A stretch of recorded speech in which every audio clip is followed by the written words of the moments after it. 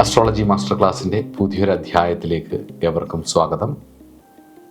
നമ്മൾ ഇന്ന് ചർച്ച ചെയ്യാൻ പോകുന്ന സബ്ജക്റ്റ് നമ്മുടെ ഭാവ വിശകലനം നടന്നുകൊണ്ടിരിക്കുകയായിരുന്നു. അതിനിടയിൽ 6th ഹൗസുമായിട്ട് ബന്ധപ്പെട്ടിട്ട് നമ്മൾ പല കാര്യങ്ങൾ പറഞ്ഞപ്പം നക്ഷത്രങ്ങളുടെ പ്രാധാന്യവും നക്ഷത്രങ്ങൾ സൂചിപ്പിക്കുന്ന രോഗങ്ങളെക്കുറിച്ചൊക്കെ നമ്മൾ പറഞ്ഞിരുന്നു. ആ നക്ഷത്രങ്ങളുടെ പ്രാധാന്യം നിങ്ങൾക്ക് എല്ലാ ഭാവത്തെയും ഘടിപ്പിച്ച് ഉപയോഗിക്കാം നിങ്ങളുടെ യുക്തി പോലെ. എന്നിട്ട് അതിൽ നിന്ന് കിട്ടുന്ന അനുഭവങ്ങൾക്കനുസരിച്ച് സ്വയം ഡെവലപ്പ് ചെയ്തുകൊണ്ടേയും ഇരിക്കുക. അങ്ങനെയാണ് ഇതിനകത്ത് കൂടുതൽ മാസ്റ്ററായി വരുന്നത് കേട്ടോ. അപ്പോൾ നമ്മൾ വീണ്ടും നമ്മുടെ അടുത്ത ഭാവമായിട്ടുള്ള 7ാം ഭാവത്തിലേക്ക് എത്തി. ജ്യോതിഷത്തിലെ അല്ലെങ്കിൽ ജാതകത്തിലെ ഏറ്റവും നിർണായകവും സങ്കീർണവുമായിട്ടുള്ള ഭാവങ്ങളിൽ ഒന്നാണ് 7ാം ഭാവം എന്ന് പറയുന്നത്. ലഗ്നം ഞാനാണെങ്കിൽ 7ാം ഭാവം എന്ന് പറയുന്നത് നേരെ എതിർവശത്ത് 180 ഡിഗ്രി ഓപ്പോസിറ്റിൽ നിൽക്കുന്ന ഭാവമാണ്. സ്പൗസ് അല്ലെങ്കിൽ ഭാര്യ അല്ലെങ്കിൽ ഭർത്താവ് എന്നിങ്ങനെയൊക്കെ പറയാം. സ്ത്രീജാതകത്തിൽ 7ാം ഭാവത്തിൻ്റെ കാരകൻ ശുക്രനും വ്യാഴവുമാണെങ്കിൽ ചില ഗ്രന്ഥങ്ങളിൽ കുജനായിട്ടും പറയുന്നുണ്ട്. പുരുഷ ജാതകത്തിൽ ശുക്രനാണ് 7ാം ഭാവത്തിൻ്റെ കാരകൻ എന്ന് പറയുന്നത്. ഇത് പൊതുവെ കളത്രഭാവം എന്നാണ് വിശേഷിപ്പിക്കുന്നത്. കളത്രഭാവമാണ് 7ാം ഭാവം. ഈ ഭാവം വിവാഹത്തെ മാത്രം നിൽക്കുന്നതല്ല, വിവാഹത്തിൽ മാത്രം ഒതുങ്ങി നിൽക്കുന്നതല്ല. പല ബന്ധങ്ങളിൽ, പല കാര്യങ്ങളിൽ വിവാഹം പ്രധാനമായിട്ടും തൻ്റെ വാമഭാഗം എന്ന് പറയുന്ന പുരുഷനാണെങ്കിൽ വാമഭാഗം ആയിട്ടും, അല്ലെങ്കിൽ സ്ത്രീജാതകത്തിലാണെങ്കിൽ തൻ്റെ പതിയെയും, അതല്ലാതെ മറ്റ് റിലേഷൻസും ലൈംഗികതയും വൈകാരികതയും കുടുംബജീവിതത്തിൻ്റെ കാർമ്മിക ബന്ധങ്ങളും റിലേഷൻഷിപ്പിലെ ആത്മീയതയും എന്ന് തുടങ്ങി വളരെ വിശദമായിട്ടുള്ള ഒരു നിരീക്ഷണം നമുക്ക് ചർച്ച ചെയ്യാം. അസ്ട്രോളജി മാസ്റ്റർ ക്ലാസ്സിൻ്റെ പുതിയൊരു അധ്യായത്തിലേക്ക് ഏവർക്കും സ്വാഗതം.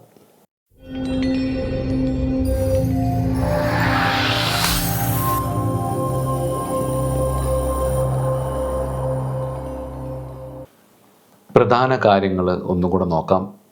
നമ്മൾ 7ാം ഭാവത്തെക്കുറിച്ച് പഠിച്ചിരുന്നതാണ്. ഓർമ്മയുണ്ടോ എന്നറിയില്ല. അനവധി വീഡിയോകൾ നമ്മുടെ മുന്നിലേക്ക് വരുന്നത് കൊണ്ട് തന്നെ പലപ്പോഴും വീഡിയോകൾ കണ്ടു മാറുന്നു എന്നുള്ളതിനപ്പുറമായി അതിലെ കണ്ടൻറ്റ് ഓർത്തിരിക്കുന്ന ആൾക്കാർ അല്ലെങ്കിൽ അത് പഠിക്കാൻ ശ്രമിക്കുന്ന ആൾക്കാർ വളരെ ചുരുക്കമാണ്. പക്ഷെ ഒരു റെഫറൻസ് ലൈബ്രറി എന്നുള്ള രീതിയിലാണ് നമ്മൾ വീഡിയോസ് ചെയ്തു വെക്കുന്നത്. യൂട്യൂബ് ഉള്ള ഒരു കാലവും അതിലുണ്ടാവും. പിന്നെ നമ്മളിത് എടുത്തു വെക്കുന്നുണ്ട് ഈ വീഡിയോ. എന്നിരുന്നാൽ പോലും യൂട്യൂബ് ഉള്ള ഒരു കാലവും ഈ വീഡിയോസ് ഒരു ലൈബ്രറി പോലെ, ഒരു കണ്ടൻറ് ലൈബ്രറി പോലെ നമ്മുടെ ചാനലിൽ ഉണ്ടാവും. 7ാം ഭാവത്തെക്കുറിച്ച് പറഞ്ഞ കാര്യങ്ങൾ ഞാൻ ഡിസ്ക്രിപ്ഷൻ ബോക്സിൽ കൊടുത്തിരിക്കാം. പണ്ട് ഞാൻ അതിനെക്കുറിച്ച് കുറേ കാര്യങ്ങൾ പറഞ്ഞിരുന്നു. 7th ഹൗസിനെ പറ്റി അത് വളരെ വിശദമായിട്ട് ഗ്രന്ഥങ്ങളിലുള്ള കാര്യങ്ങളൊക്കെ എടുത്ത് പറഞ്ഞിരുന്നു. അതുകൊണ്ട് തന്നെ ഞാൻ ആ ഏരിയ ഒന്നും അധികം തൊടുന്നില്ല. പ്രമാണങ്ങളും അതിൽ കുറേ കാര്യങ്ങൾ ഞാൻ പറഞ്ഞിട്ടുണ്ട്, നിങ്ങൾക്ക് കണ്ടാൽ അത് മനസ്സിലാവും. പക്ഷെ ഞാൻ അധികം ആ ഏരിയയിലേക്ക് തൊടാതെ അതിൽ നിന്നുകൊണ്ട് തന്നെ അതിൽ പറയാതെ പോയ അല്ലെങ്കിൽ അതിൽ പറഞ്ഞ കാര്യങ്ങളെക്കുറിച്ച് വിശദമായിട്ട് പറയാനാണ് നമ്മൾ ഈ ഒരു സെഷൻ, അതായത് 7th ഹൗസിൻ്റെ ഒരു ഡീറ്റെയിലിലേക്ക് നമ്മൾ കടക്കുന്നത്. ഒന്നാമത്തേത് വിവാഹവും ജീവിത പങ്കാളിയും തന്നെയാണ്. കളത്രഭാവം 7th ഹൗസ് എന്ന് പറയുന്നത്. നിങ്ങൾ എങ്ങനെയായിരിക്കും നിങ്ങളുടെ പാർട്ട്ണറെ, നിങ്ങളുടെ ഓപ്പോസിറ്റ് സെക്സിനെ അല്ലെങ്കിൽ നിങ്ങളുടെ ജീവിത പങ്കാളിയെ, ഓപ്പോസിറ്റ് സെക്സ് എന്ന് പറയാൻ പറ്റില്ല, അതിനകത്ത് വേറെ ഒരുപാട് ഘടകങ്ങൾ വരുന്നുണ്ട്. മറ്റു പല കാര്യങ്ങളും രഹസ്യമായിട്ടുള്ള നമ്മുടെ സ്വഭാവങ്ങളും അതൊന്നും ചിലപ്പം പങ്കാളിയോട് കാണിക്കാൻ പറ്റാത്തത് ചിലപ്പം പുറത്ത് കാണിച്ചെന്നിരിക്കാം. സ്വകാര്യതകളൊക്കെ വേറെ ഭാവമാണ്. അത് 8ാം ഭാവമാണ്. ഞാൻ 8ാം ഭാവം പറയുന്ന സമയത്ത് അത് പറയാം. ഇവിടെ നിങ്ങൾ എങ്ങനെയാണ് നിങ്ങളുടെ പങ്കാളിയുമായി ഇടപെടുന്നത്, ആകർഷിക്കപ്പെടുന്നത്, നിങ്ങളുടെ ദാമ്പത്യ ജീവിതത്തിൻ്റെ സ്വഭാവം, ദാമ്പത്യ സുഖം, അതായത് ഒരുമിച്ച് കുറേ കാലം ജീവിക്കേണ്ടവരാണ്. അപ്പോൾ ദാമ്പത്യ സുഖം ഇവ ഒക്കെയാണ് പ്രധാനമായിട്ടും വിവാഹവും ജീവിത പങ്കാളിയും എന്നുള്ളൊരു രീതിയിൽ ഒരു ടൈറ്റിൽ നമ്മൾ നോക്കുകയാണെങ്കിൽ ഉള്ളത്. രണ്ടാമത്തേന്ന് പറഞ്ഞു കഴിഞ്ഞാൽ ഉറച്ച ബന്ധങ്ങൾ. 7th ഹൗസ് കൊണ്ടാണ് ചിന്തിക്കുന്നത്. വിവാഹത്തിന് പുറമേ ഗൗരവമേറിയതും ദീർഘകാലം നിലനിൽക്കുന്നതുമായിട്ടുള്ള എല്ലാ ബന്ധങ്ങളും. 7th ഹൗസ് എന്ന് പറയുന്നത് പാർട്ട്ണർഷിപ്പ് ബിസിനസ്സും കൂടി ആയതുകൊണ്ട് തന്നെ ബിസിനസ് പങ്കാളിത്തങ്ങളും കരാറുകളും എല്ലാം ഉടമ്പടികളും. വിവാഹവും ഒരുപക്ഷെ ഒരു ഉടമ്പടി പോലെയാണ്. അതുകൊണ്ടാണ് നിയമത്തിൻ്റെ നൂലാമാലകളൊന്നും ഇല്ലെന്നുണ്ടെങ്കിൽ രണ്ടുപേർക്കും പെട്ടെന്ന് തേച്ചിട്ട് പോകാൻ പറ്റുന്നത്.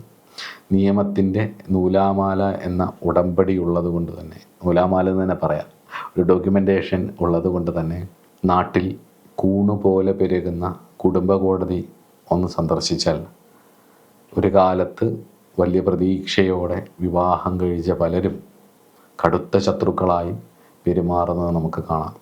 ശത്രുക്കളെ പോലെ പെരുമാറുന്നത് കാണാം. അപ്പം അങ്ങനെയുള്ള കരാറുകളും കാര്യങ്ങളും എല്ലാം, ഉറച്ച ബന്ധങ്ങളും എല്ലാം തന്നെ 7th ഹൗസാണ് പറയുന്നത്. 7th ഹൗസിൻ്റെ കാരകത്വത്തിൽ പെടുന്നതാണ്, 7ാം ഭാവത്തിൻ്റെ കാരകത്വത്തിൽ പെടുന്നതാണ്. പരസ്യമായ ശത്രുക്കൾ 7th ഹൗസാണ്. അത് കൗതുകകരമെന്ന് പറയട്ടെ, നമ്മൾക്ക് നേരെ എതിർവശത്ത് നിൽക്കുന്നു എന്ന നിലയിൽ, അതായത് ഒരാളുടെ സമസപ്തമം, അതായത് നേരെ 7th നിൽക്കുന്നത് എന്ന നിലയിൽ ഒക്കെ സമസപ്തമം എന്ന് പറഞ്ഞതുകൊണ്ട് തന്നെ പരസ്യമായ ശത്രുക്കൾ എന്ന് വേണേൽ ഒരഭിപ്രായം ഇതിന് ചില ഗ്രന്ഥങ്ങളിൽ കാണുന്നുണ്ട്. അതുപോലെ തന്നെ തൻ്റെ പകുതി എന്ന് പറഞ്ഞാൽ താൻ ശിവനാണെങ്കിൽ അത് പൂർത്തീകരിക്കാൻ വരുന്ന, തൻ്റെ ഈ ജീവിതം പൂർത്തീകരിക്കാൻ വരുന്ന തൻ്റെ പകുതി, ബാക്കി പകുതി ചിന്തിക്കുന്നതും 7ാം ഭാവമാണ്.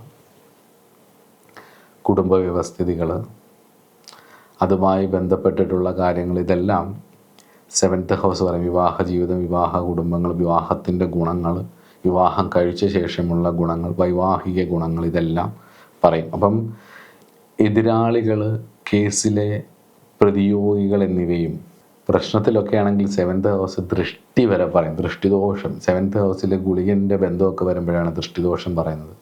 അപ്പം അങ്ങനെ പലതരത്തിലുള്ള വ്യത്യസ്തങ്ങളായിട്ടുള്ള നേരെ ഓപ്പോസിറ്റ് എന്ന് വേണമെങ്കിൽ പറയാം. സ്ത്രീക്ക് പുരുഷൻ്റെ ഭാവമാണ് 7th, പുരുഷന് സ്ത്രീയുടെ ഭാവമാണ് 7th. ഇങ്ങനെയൊക്കെ ഒരുപാട് ചിന്താരീതികൾ ഇതിനകത്തുണ്ട്. അതുപോലെ തന്നെ നയതന്ത്ര സ്വഭാവങ്ങളും ചർച്ചകളും, ഡിപ്ലോമസി ആൻഡ് നെഗോസിയേഷൻ എന്നൊക്കെ വേണേൽ പറയാം.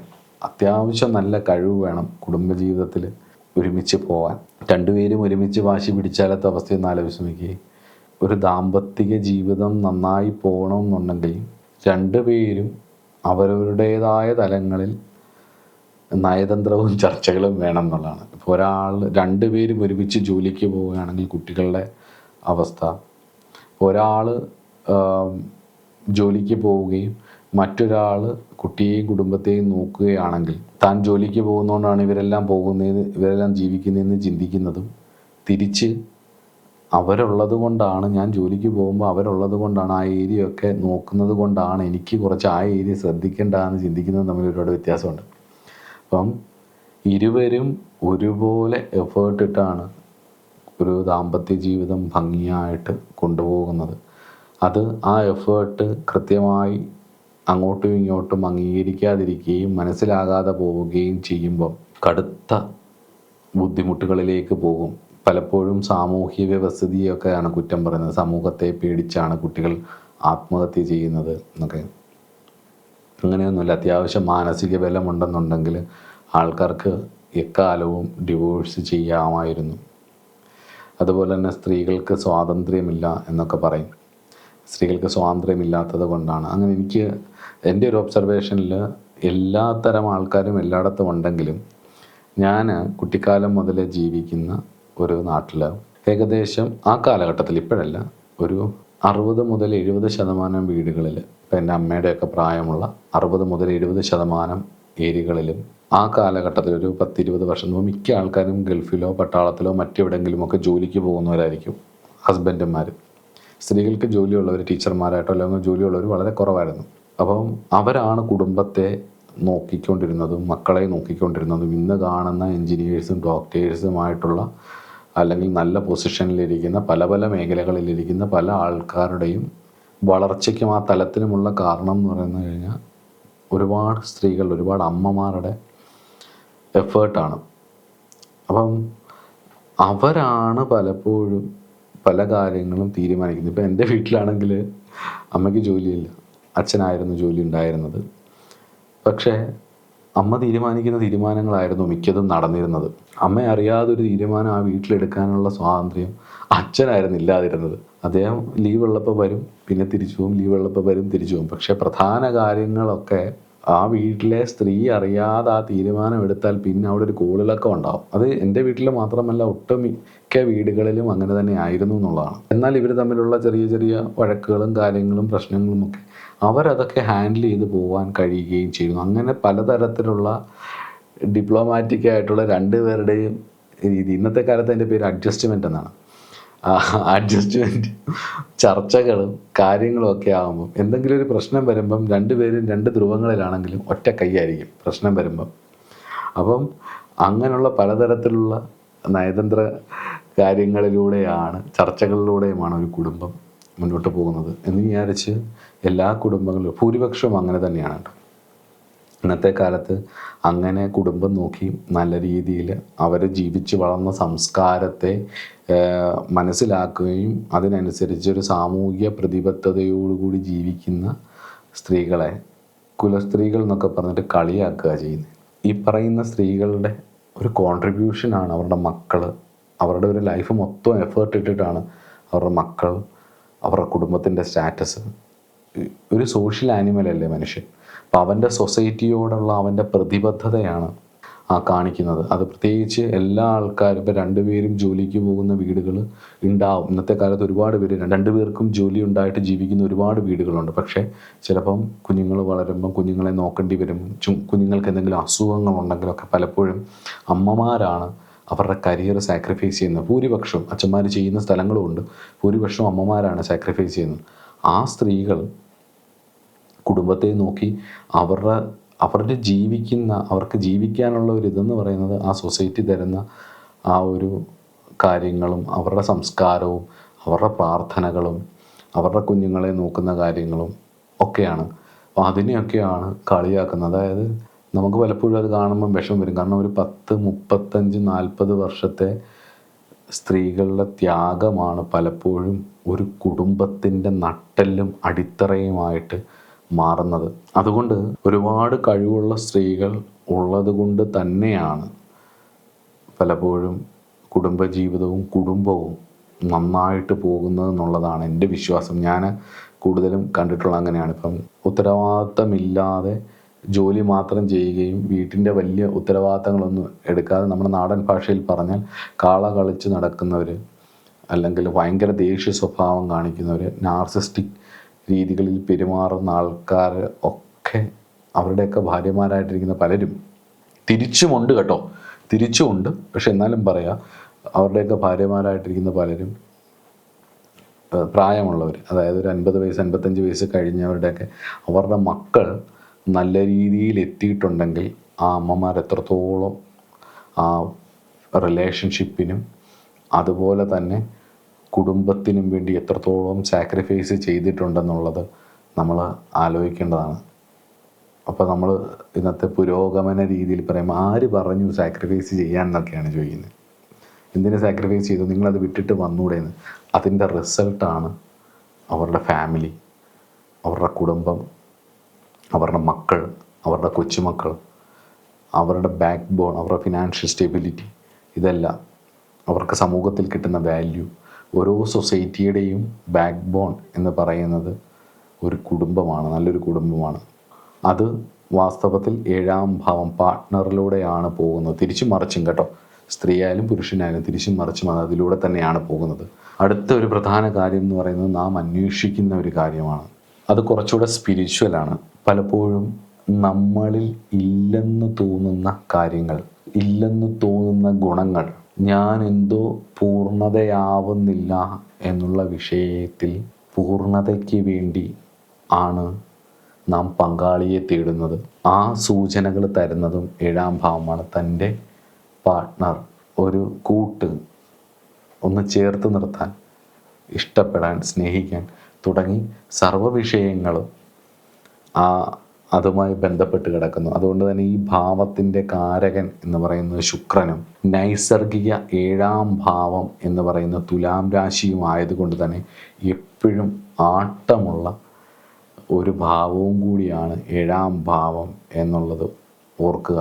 ഏഴാം ഭാവം എന്ന് പറയുന്നത് ശരിക്കും പറഞ്ഞു കഴിഞ്ഞാൽ നമ്മുടെ ഒരു കണ്ണാടിയായിട്ട് നോക്കിയാൽ അതിൻ്റെ ഭാവത്തിനും തൽപ്പതിക്കും കാരകാക്യ ഗ്രഹത്തിനും 3 പേർക്കും ബലം വേണം.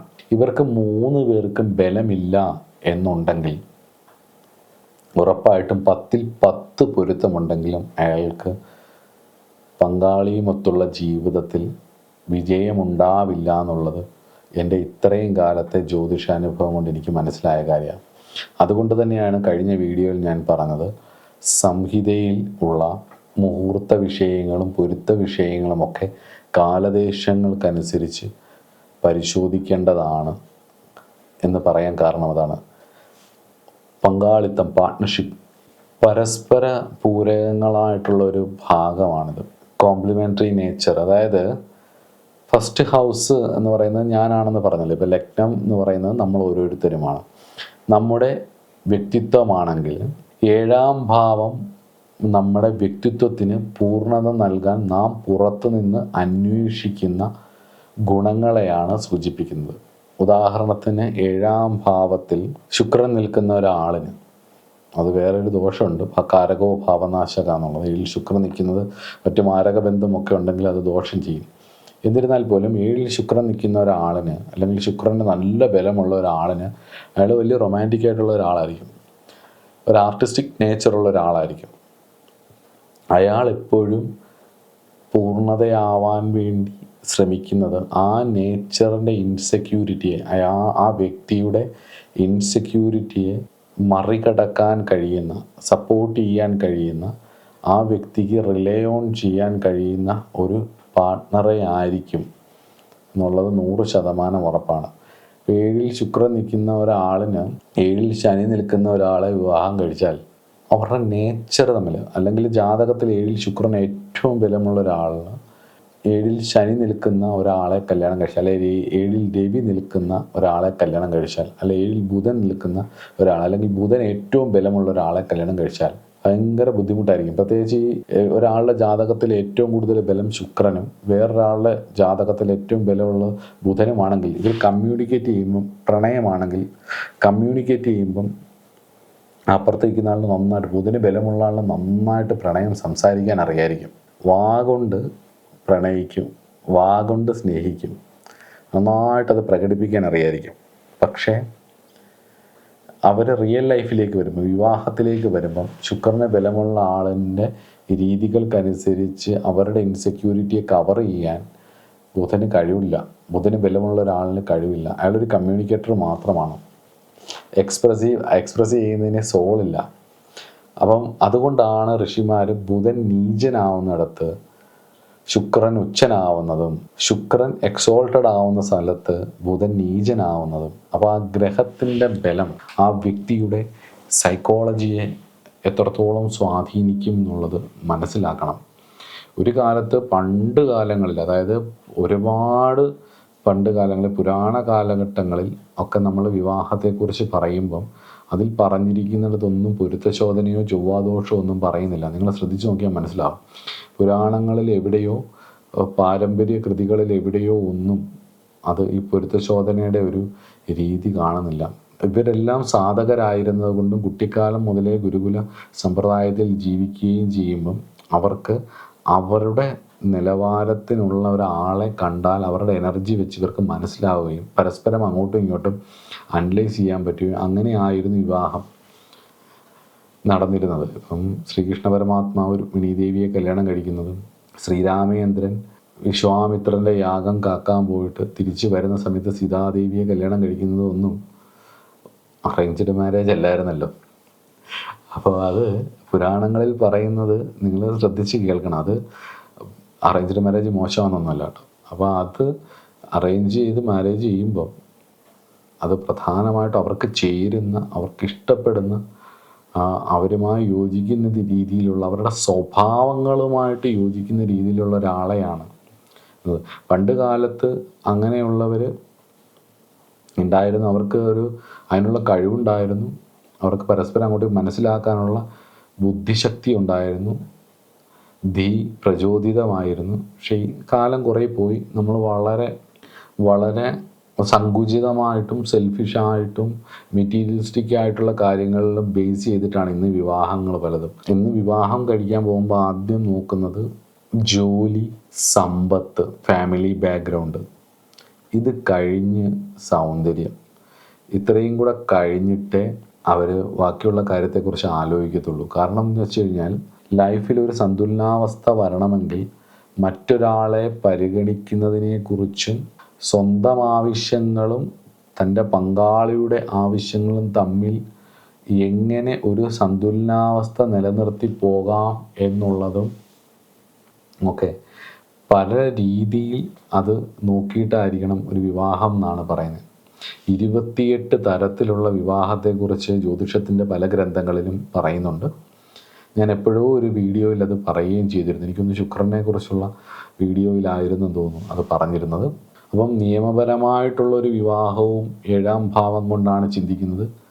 പരസ്പര പൂരകങ്ങളായിട്ടുള്ള 2 ജന്മങ്ങളുടെ ഒരുമിച്ചുള്ള ജീവിതം, എല്ലാ തരത്തിലും ശാരീരിക ബന്ധം, സാമ്പത്തികം, കുഞ്ഞുങ്ങൾ, രോഗാദി ദുരിതങ്ങൾ, കുടുംബം, സാമൂഹിക വ്യവസ്ഥിതി, എല്ലാത്തിനും അനുസരിച്ച് എല്ലാത്തിനും കൂടെ ചേർന്ന് പോകുന്ന ആളാണ്. 5ാം ഭാവത്തെക്കുറിച്ച് പറഞ്ഞ അത്ര രസമൊന്നും 7ാം ഭാവത്തിനില്ല എന്നുള്ളതാണ്. റിഫ്ലക്ഷൻ ഓഫ് അവർ സെൽഫ് എന്നാണ്. അതായത് നമ്മുടെ സോളിൻ്റെ കർമ്മബന്ധങ്ങളുടെ റിഫ്ലക്ഷനാണത്, അതിൻ്റെ ഓപ്പോസിറ്റായിട്ട് വരുന്ന ആള് എന്നുള്ളത്. അപ്പം ഒരുപാട് വിശദമായിട്ടുള്ളൊരു ചർച്ച വേണ്ട ഒരു ഭാവമാണ്. അപ്പം നമുക്ക് തൽക്കാലം ഇന്നത്തെ എപ്പിസോഡിൽ നമുക്ക് സിഗ്നിഫിക്കൻസ് ഇൻ റിലേഷൻഷിപ്പിൽ, ബന്ധങ്ങളുടെ പ്രാധാന്യത്തിൽ നമുക്ക് പ്രധാനമായിട്ട് പാർട്ട്ണർഷിപ്പ്, പങ്കാളിത്തം നമുക്ക് നോക്കാം. അതുപോലെ തന്നെ നമ്മളത് പറഞ്ഞു.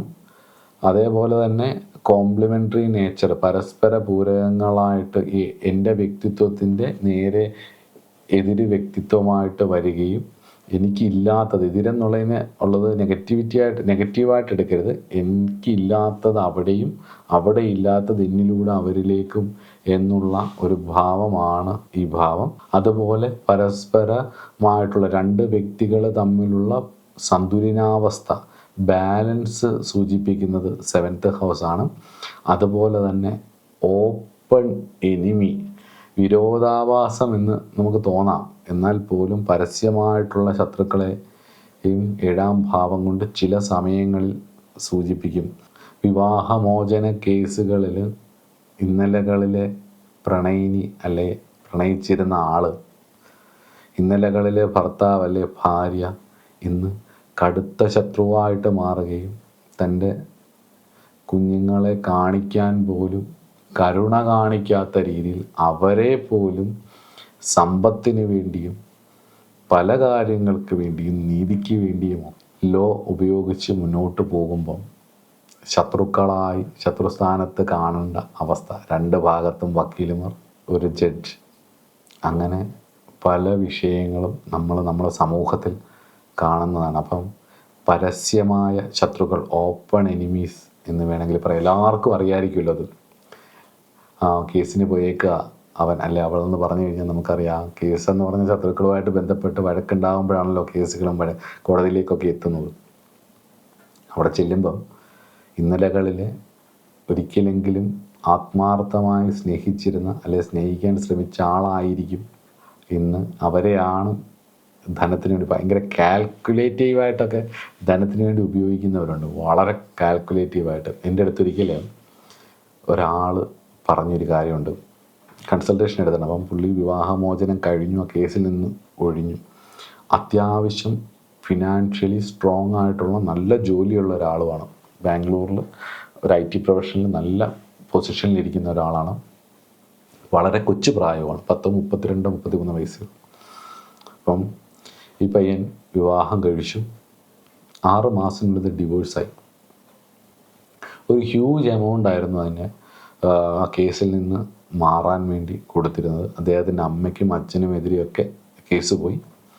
അദ്ദേഹത്തിന് മാനസിക രോഗമാണെന്നും അമ്മയിൽ നിന്ന് പീഡനം ഏറ്റിട്ടുണ്ടെന്നും അച്ഛനിൽ നിന്നും മോശം ബിഹേവിയർ ഉണ്ടായിട്ടുണ്ടെന്നും അദ്ദേഹത്തിൻ്റെ ചേട്ടൻ കല്യാണം കഴിച്ചു. അപ്പം ചേട്ടന് ഭാര്യയും കുട്ടികളൊക്കെ ഉണ്ട്. അപ്പോൾ അവർക്കെതിരെയും ഒക്കെ കേസ് പോയി. അതിന് പകരമായിട്ട് പുള്ളി സ്വന്തമായി വെച്ച ഒരു വീടും ഒരു വണ്ടിയും കൊടുക്കേണ്ടി വന്നു. പിന്നെ കുറേ പൈസയും കൊടുക്കേണ്ടി വന്നു. അപ്പം വിവാഹമോചനം എല്ലാം കഴിഞ്ഞ് ഒപ്പിടാൻ വന്നപ്പം ഈ പെൺകുട്ടി വന്നത് അയാളുടെ പഴയ കാമുകനുമായിട്ടാണ്. അവർ വിവാഹമൊക്കെ കഴിഞ്ഞ് മുന്നോട്ട് പോകുന്നു. അപ്പം പുള്ളി പറഞ്ഞൊരു ഡയലോഗാണ് എൻ്റെ അടുത്ത്. എനിക്ക് കാശ് പോയതിനേക്കാളും വലിയ സങ്കടം എന്ന് പറയുന്നത്, ഞാൻ കാശ് കൊടുത്ത് മേടിച്ച എൻ്റെ വണ്ടിക്കകത്ത് ഞാൻ വർഷങ്ങളോളം പണിയെടുത്ത് IT ഫീൽഡെന്ന് പറയുന്ന അത്ര സുഖമുള്ള ജോലിയൊന്നുമില്ല. പുറമേ നിന്ന് കാണുമ്പോൾ നല്ല രസമൊക്കെ തോന്നുമെങ്കിലും നന്നായിട്ട് കഷ്ടപ്പെടുന്ന ജോലിയാണ്. അപ്പം വളരെ പ്ലാൻഡായിട്ട് ട്രാപ്പ് ചെയ്ത പോലെ ആയിപ്പോയി ജിനേഷ്. അത് എൻ്റെ കാശ് കൊടുത്ത് മേടിച്ച വണ്ടിയിലും ഞാൻ വെച്ച വീട്ടിലും അവർ സ്വസ്ഥമായിരിക്കുന്നു, ഞാൻ പുറത്തുമായി. അപ്പം ഞാൻ എല്ലാ ജ്യോതിഷന്മാരെ പോലെ ഈശ്വരനിൽ അർപ്പിച്ച് മുന്നോട്ട് ജീവിക്കാൻ ഞാൻ പറഞ്ഞു. അല്ലാതെ എനിക്കെന്ത് പറയാൻ പറ്റും? അത് കേൾക്കുമ്പോൾ നമുക്കൊരു വിഷമമൊക്കെ തോന്നുമ്പോഴും യഥാർത്ഥ സത്യം, ആത്യന്തികമായിട്ട് മോക്ഷത്തിലേക്കുള്ള യാത്രയിൽ പൂർവ്വജന്മത്തിൽ ചെയ്ത എന്തെങ്കിലും ശാപതാപങ്ങളുടെ ഫലമായിരിക്കും ഈ അനുഭവിക്കുന്നത് എന്നുള്ള ഒരു അവസ്ഥയിലേക്ക് എത്തിയിട്ട് കർമ്മഫലമാണല്ലോ ഇനിയും ശരിയായിക്കോളും, ഇനിയെങ്കിലും സൂക്ഷിച്ച് മുന്നോട്ട് പോവുക, ഈശ്വരകാര്യങ്ങളൊക്കെ ചെയ്യുക. പക്ഷെ ഒരു ഗുണമുണ്ടായി. ഈ ഒരു പ്രശ്നം കഴിഞ്ഞ് വന്നപ്പം അത്ര വലിയ ഈശ്വരവിശ്വാസിയൊന്നും അല്ലാത്ത അദ്ദേഹം ഒരു നല്ല ഗുരുവിൻ്റെ അടുത്ത് എത്തിപ്പെടുകയും അദ്ദേഹം ശ്രീവിദ്യോപാസനയിലേക്ക് എത്തുകയും ഇന്ന് അദ്ദേഹം നല്ല പൊസിഷനിലൊക്കെ ഇരിക്കുന്നു. എൻ്റെ നല്ലൊരു സുഹൃത്തും കൂടിയാണ്, എന്നെ വല്ലപ്പോഴും വിളിക്കും. അതോടൊപ്പം നല്ലൊരു ഉപാസകനുമായിട്ട് മുന്നോട്ട് പോവുകയും ചെയ്യുന്നു. ഇതുപോലുള്ള ഒരുപാട് ഇൻസിഡൻറ്റ് വരുന്നതുകൊണ്ട് പരസ്യമായിട്ടുള്ള ശത്രുക്കൾ എന്ന് വേണമെങ്കിൽ നമുക്ക് പറയാം. അപ്പോൾ നമുക്ക് 7th ഹൗസിൻ്റെ ഒരു ബേസിക് കാര്യങ്ങൾ ഇതൊക്കെയാണ്. ഇതിനോടൊപ്പം നിങ്ങൾ ആ 7th ഹൗസിനെ കുറിച്ച് വിശദമായിട്ട് പറഞ്ഞൊരു വീഡിയോ താഴെ ഞാൻ ഡിസ്ക്രിപ്ഷൻ ബോക്സിൽ കൊടുത്തേക്കാം. അതും കൂടി കാണണം. അതിനകത്ത് വളരെ ചെറുതായിട്ട് ഇതിൻ്റെ കാരകത്വങ്ങൾ, 7ാം ഭാവത്തിൻ്റെ കാരകത്വത്തെക്കുറിച്ച് വിശദമായിട്ട് പറഞ്ഞിട്ടുണ്ട്. നിങ്ങളതൊന്ന് കണ്ടു നോക്കുക. അപ്പോൾ അടുത്ത ക്ലാസ്സിൽ നമുക്കിതിൻ്റെ 7th ഹൗസിൻ്റെ അടുത്തൊരു ഭാഗത്തെക്കുറിച്ച് നോക്കാം. നമസ്കാരം.